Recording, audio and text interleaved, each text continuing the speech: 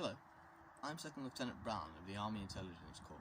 It's late May 1945 and I've been stationed in Hamburg for a few weeks now. I cannot tell you the relief it was when we heard that we had achieved final victory in Europe. The lads put up a real cheer that night. It has been 9 long months now since I have last seen home, and I have seen many things that would turn even a young man's hair white.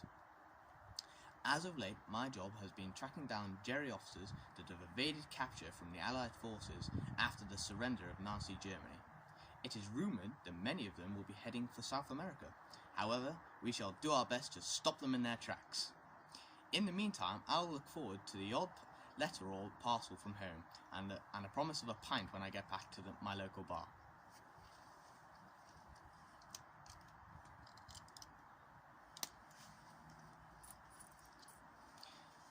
It's 1800 hours now, and we've done our stint for today, so I shall bid you farewell and cheerio.